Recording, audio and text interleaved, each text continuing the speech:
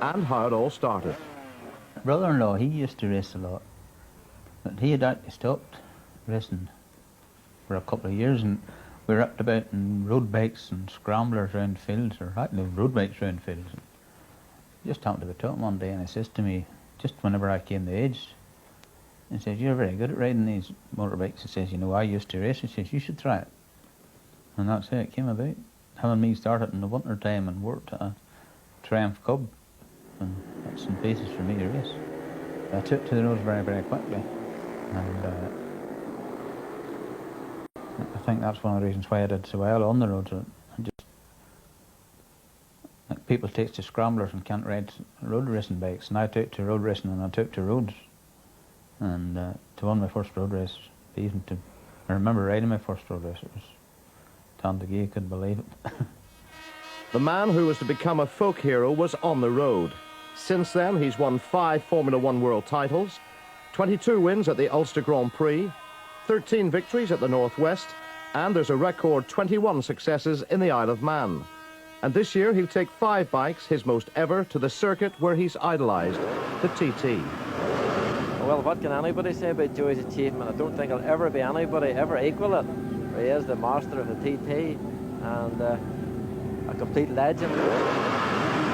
1977 was your first TT win. The Jubilee Classic, what are your memories of that?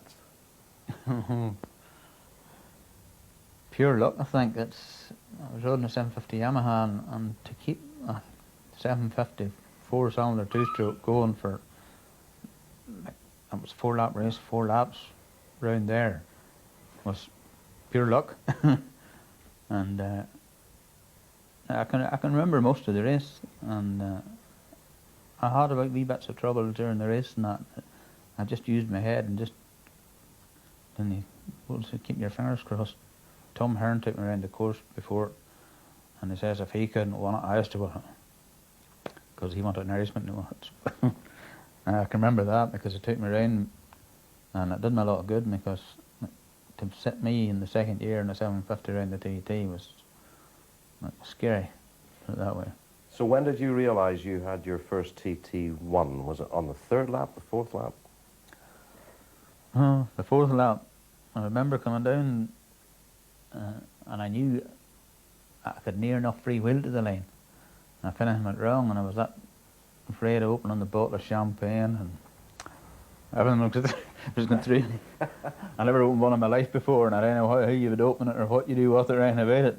I can remember that, and I remember thinking to myself, I should have won this, or would I break down? But I kept it going anyway. And he's kept it going ever since. At the start of a TT race, it's one man and his thoughts. An hour and 20 minutes of hard riding lie ahead. The TT is different because you're riding on your own, and I was always good at that. If I can get out on my own, I can go as quick as any other rider that's there. Without any trouble, I can go as quick. That's when you're in among the short circuits and you're driving in and pushing people out of the way. That's where I think now in my later career I'd like to bike up, you know, and saying, look at that silly. But again, I used to be like that, do the same thing. And the TT, you're not doing that. You're on your own. And if I get on my own and gets going, I can still go as quick as I am. So here's this torturous and very demanding 37.75 mile circuit. And when you stand there waiting for that light, you have no fear. Oh, you have fear, you have. But see, once you get to Bray Hill, it's gone. Everybody's the same. You watch Philip and it's just sitting, jumping. Philip's the same. Once that flag drops, you're in a completely different world. You're on your own. This next left-hander down here, really in race conditions, is flat out, and you have to be judging it till like 6 inches. And flat out's what? Flat out. Well, the RC45s be doing 175 till maybe up to 108 mile an hour. Do you have exact racing lines in the Isle of Man? Just over the mountain you would have more of a racing line. Along this bit here it's rough and it's bumpy, and everybody seems to have their own way of doing it. Especially the next section there in about a few miles. And this is the pub here along on the right hand side, Crosby Pub. can see the people all standing at it. The gears is, again, you get through, I think we tried to count them out one time, but you couldn't count them. There's thousands of gears every lap. It's hard to believe. Because actually during TT week you have to tape your foot all up and to keep the skin on your toes. But it's just, you get used to it, you know.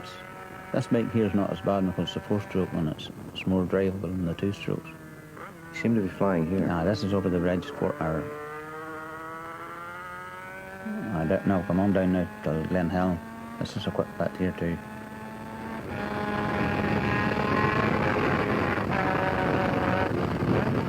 Back up to 116 around that there. Heading up next to 170. Then here to Ballacrane and we turn right, we're head across to Glen Helen. What about the concentration levels required? That's next bit, you have to really concentrate. Once you're through the traffic lights here, as you can see once we got to the top of the hill. Where are we now? This is heading up through Glen Helen. We call the next section our Glen Helen section. It's all about a lot of trees, as you can see about it, a lot of bridges, a lot of walls, and if you can get through here really good, you can gain a lot of ground, but it's, again, as you can see the trees, it's dangerous.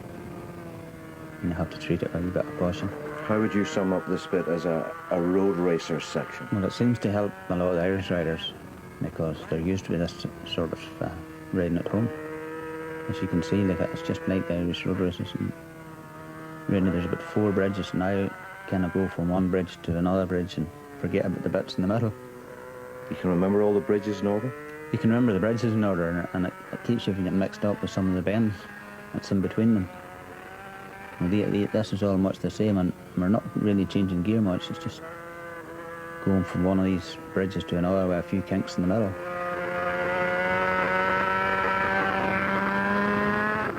This is the pure bit from here up to Ramsey.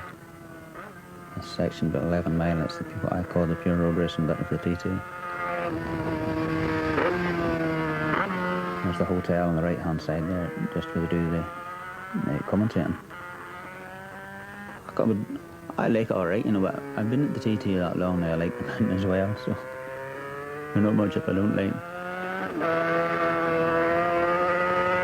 That section there's the worst. I've been more cautious now in that section. We just went fast and I won't be anywhere else. This bit here opens up a bit again, comes up onto Conquerabody Straight. It's very bumpy straight, it's very quick and very windy. As you can see, you're up in the open. How much would bumps annoy you, if at all? It will annoy you a bit, you know, it depends again on the weather, and you can get out of control like along the straight, hitting too many bumps and the wind blowing the bike sideways once it leaves the ground. This is quite this down into the 11, so I could see it at 135 mile an hour. It's right and left. It's on along to a couple of wee walls here on the left and right where a lot of riders clicks their shoulder because they're very close and it's pretty quick. You can see on the right hand side there, you see the wall and you just rub it. Over the years, Dunlop's rivals have come and gone. Philip McCallan is one of the latest, eagerly trying to dethrone King Joey. Yet these two fierce competitors have a deep respect for each other and have remained firm friends. In the Isle of Man, they frequently share the winner's rostrum, where the racing between the two is almost legendary. McCallan is seen as being single-minded, a rebel of the roads fired by a passion to be a winner. Dunlop is an admirer of the heir apparent. So much so, he'll be happy to take possession of a bike McCallan raced last season, the 750 RC45, ridden to a TT victory by his Honda colleague from Portadown. It has indeed. This is Philip's one. It's the new 750 they had, and Philip's getting a new one. He picked to ride the sewer bike, and I picked the 500, so really I'm getting Philip's one for this year.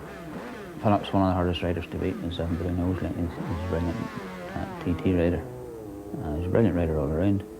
That's why he's getting this special one. He's young, and Hondas don't want to lose him. So I can't complain because I get the 500. But at the same time, I think Philip will be wondering what I'm doing. Let's put it that way. Knowing Philip. Joey's different to everyone else, you know. He rides so hard in road races, you know, he gives nothing either. When he's out there to promote his bike and win his races, he's going. And it's hard riding. We've touched a few times. We've, like, flashed at high speed, and but when he gets off the bike, it's still unbelievable. You know, he comes along, he borrows stuff from me, I borrow stuff from him, and there's no problem. But when you deal with a lot of other people, they just wouldn't give you stuff. They don't want beaten, and they wouldn't give you it. But he's just himself, and he's like been multi-world champion, and it still hasn't affected him. Some people get an Irish championship or a British championship, and they think they're God. But Joey's still the same, and he's been world champion. So, and he's got MBEs and OBEs. So he's nothing more to prove, and he still just chugs along. Philip's the man to beat, I think, on the 250, even on the 600 as well. But the only problem is I have won more 250s, and he's won, and he's still worried about me. The more I worry about him, he worries a lot about me too. So it's going to be very interesting between the both of us. That's enough to set the pulses racing for the new season. Always a deep thinker, Dunlop has never underestimated the TT course, particularly the very fast mountain mile after Ramsey, which can be shrouded in mist and fog. This is Ramsey Square. It's very slow again. Very deceiving. You get into it and think you're going slow enough and not going slow enough at all. That's just heading up now over Ramsey Herban. This is me back top three. This is a bit bumpy and rough.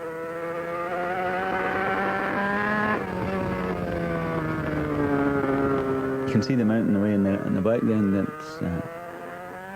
But believe it or not, once you get up through that bit, you're looking forward to get up unless you get a wee bit of a rest, especially with your arms, you know, because you've been pulling so much coming up in. This is Ramsey Herban now. This is where you see it heading up. You can see it in the camera there, the way it heads up now, really steep. This comes on up to the waterworks, just in the wall on the other side of the waterworks, 100 foot of a drab. It's just straight over, it's just straight down the side of the mountain along this here, especially up here, this bit here. Now, can he hear you at all? No, he'll not know anything. Sometimes you can see the shadow, but it's only now and again. And this is heading on up now by the gooseneck. This is one of the steepest parts of the mountain pull. It's difficult. It suits a lot of the short circuit riders, so it doesn't, because it's open and they can see the track and see the road, and you can go really quick on it. It took me a long time, first in my career at the TT, getting used to the mountain. I'm pretty good on it, but I had to concentrate on it and get used to it. It used to be too open for me. How would you describe your riding of the mountain in the last, say, 10 years or so? Okay, it's come on a lot, and also the bikes has come on a lot, because the bikes is made now for that, for good smooth roads and not short circuit or not rubberishing as much. That's just after leaving the gooseneck there the whole way up till Guthrie Memorial will be the next one. Just after the bridge, you head on up the hill. What about slipstreaming in a situation like this? It's difficult. It's the way the road curves. The mountain's really not that straight, but you have to be careful not to. Like, you know curbs, or you know run-off area at all, and both sides of the roads were warned and were briefing before the practice really starts. There's usually a drain along the side of the road for the water, all over the mountain. So once you go to that white line on the road, so you go ease off, because there's always a drain. This is along the mountain mile now. This is a really quick bit, and it's the way the valleys and the mountain works. It's very one day in places. 1 minute you're sheltered, the next minute you're not. Tell me about possibly making up ground here. No, not really. Not this bit. There's a black hut. You make up the ground just after this wee bit. You get round the veranda.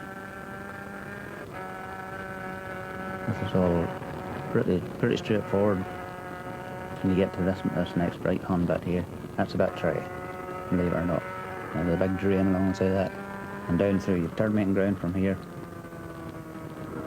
You get into a lot of old tricky bends. You see this next one's like 4 bends all in a row. You go out and then through the white line all the time. And you bite out again, and then you bite in again. What about getting lines right here at this point? I have to get that. If you don't get that right, you're going to lose ground. And again, because it's so quick and 4 bends in a row, it's hard to get right. Did you hear him, Kevin? No. That's what I say, maybe you're better not, because it's passed before you realise it. I hate getting a touch whenever I get the bite. But this is good because you somebody good and it's going as quick as you to follow. It really helps you along, and it makes the lap go a lot shorter. This is over the tram lines here. Just when you go for the tram lines, just there, like he is. And then you head back up, another little pull up the mountain. Obviously, as people are watching this, they can see a bit of mist. Tell me about the problems that has caused. When you can have a wee bit of problem with the mist, as you can see damp places in the road there. You have to watch that as well when you get misty conditions. And again, the same as under in the car, you don't go too close to the bloke in front of you, because he may have to brake for the bloke in front of him at some time or other. Because there's a lot of people out on the track that doesn't know the track the way maybe I would know it, or maybe he would know it. You have to be careful. I know the TT is dangerous, but so's every racetrack. Like, there's been people killed at every racetrack in the world, or most of them. There've been people killed on some of the safest tracks. You don't have to have roads or trees to get people killed. But that's what keeps me going to the TT. I work at my own bikes, and I really enjoy the TT, and I don't take any chances.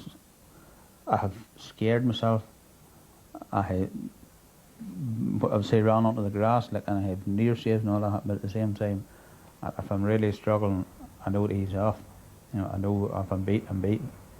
And I think if people would do that at the TT, that wouldn't be as bad. Like. Joey himself is a bit of an odd fella, but I mean, an incredible road racer. He's won 21 Isle of Man TTs, great achievement. And really, Joey is a superstar in his own right, and in fact, I would put him in the same category as George Best. The worst accident you had was Brands Hatch, Easter 1989. You were 37 then. Did it cross your mind, perhaps, because it was a really bad one, that I should give this sport up? I did actually think I was giving it up. And then after, I talked to lots of people, and people that it wasn't my fault. And when I discovered it wasn't my fault, I wanted to go back again. And I didn't really think I'd ever won races again, like.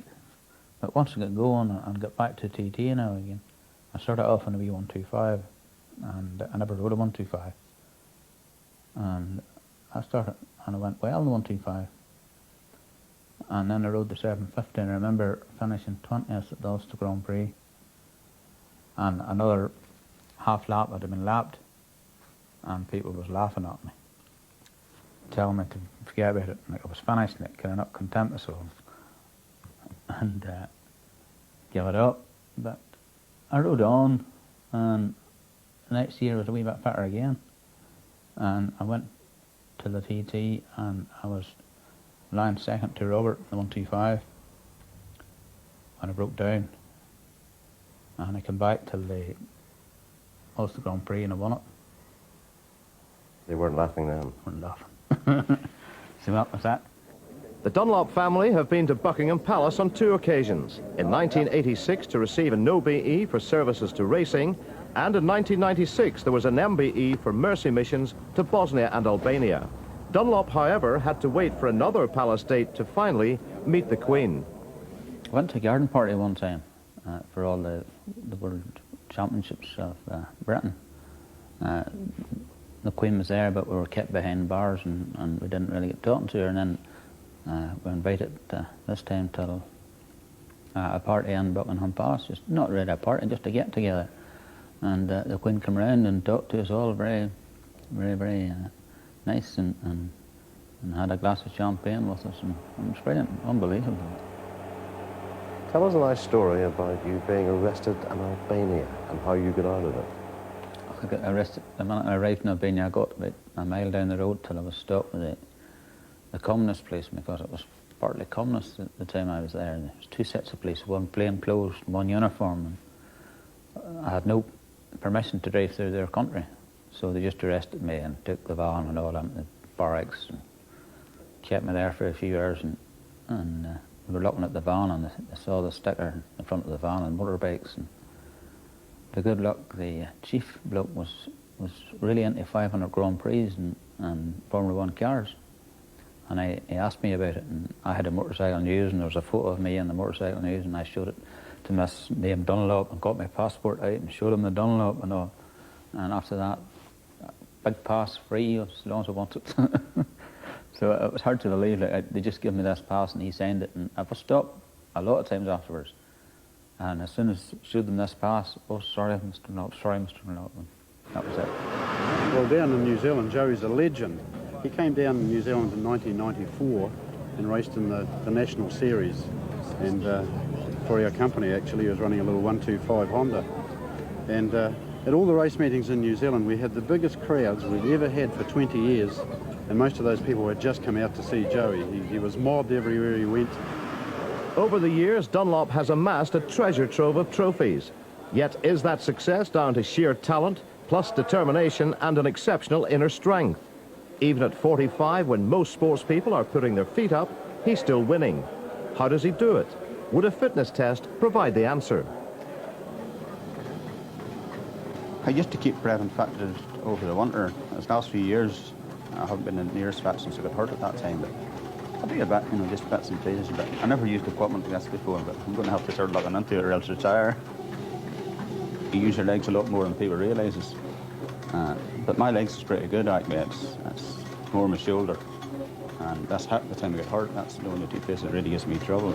But otherwise, it's not too bad. The physical demands of a TT, where they're exercising for over 2 hours, they are doing multiple muscular contractions, which are static in nature. So in other words, the muscle isn't actually moving in terms of lengthening, but they are performing multiple contractions. So the event itself would be very physically demanding and would call for quite a high endurance capacity in terms of stamina, which Joey would show from his results would be a natural phenomena rather than a training phenomena. As we know, he doesn't do that much physical training. The measurements that we've made give us a comparison of Joey against, for instance, an endurance athlete, but they tell nothing of his ability to ride a motorbike. And I do feel that somebody continuing to compete very successfully at his age must have a degree of natural inborn ability which is phenomenal. Phenomenal indeed. It's time to unveil the new bikes. A new season is just around the corner. So too, more anxious moments for wife Linda and the family. More glory perhaps at major events like the Isle of Man. More celebrations like this for a living legend. Have you maybe thought about saying to him, is it not time you were packing it up? No, definitely not, because it's all that the two of us knows, and that was not our friends who's involved around motorcycles. So while he's fit, we keep on racing. Did you ever think you'd still be going in 1997? No, I never did, no. I thought after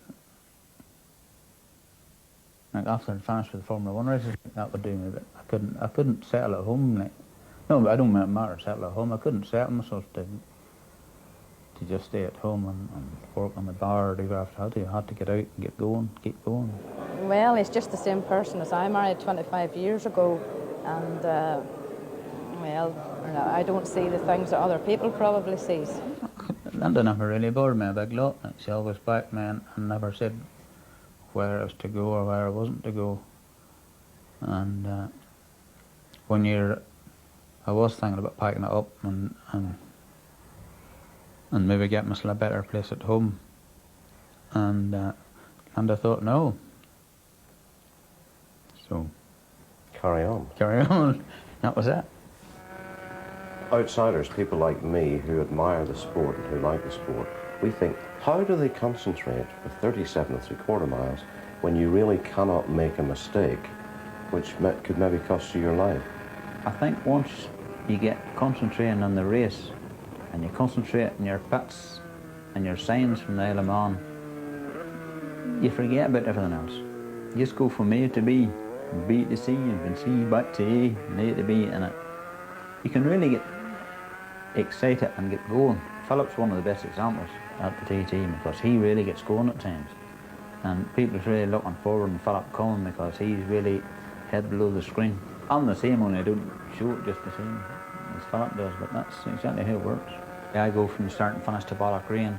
I go from Ballackrane to Ballacbridge. If I'm really concentrating, I don't care about anybody else. I'm just interested in how quick I can go. I just concentrate on one wee bit and then forgets about it and then concentrates on another wee bit. I'm not trying to beat the course now because you never beat the course, put it that way. You know. The course will always be there, it'll always be the same. It doesn't matter how much you learn it. You're still going to get into trouble at times. You're still not going to go 100%. You're still going to get into trouble with the weather. You know, there's so many things in the course, you can't beat the course. The course will always beat you.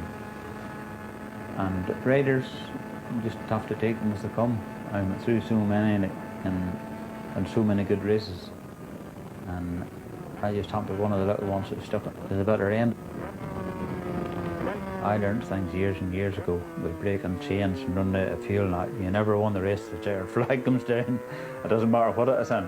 I knew that. And I always remember that and always keep that in my mind, especially at the TT because it's so long. I saw me 5 miles to go and not making it. And I never forget it. But that's the same thing, you have to work the thing out.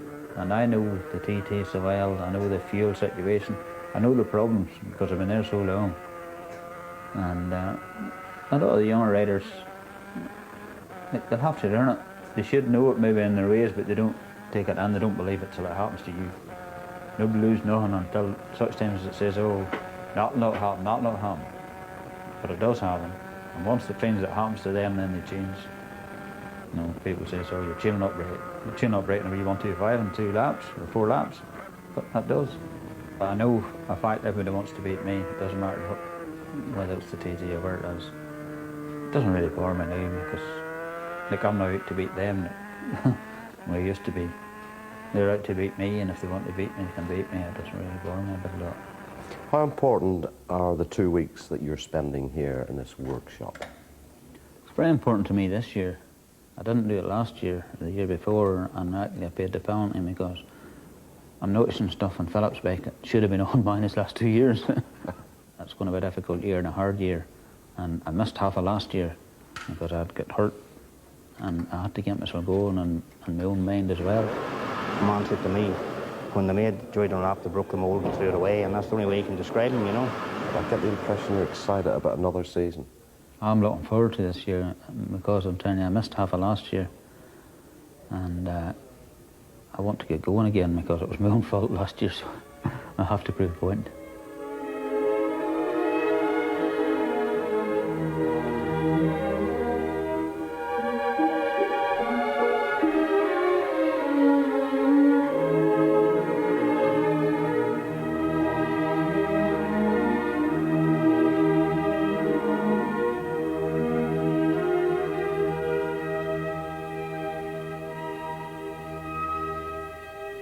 Thank you.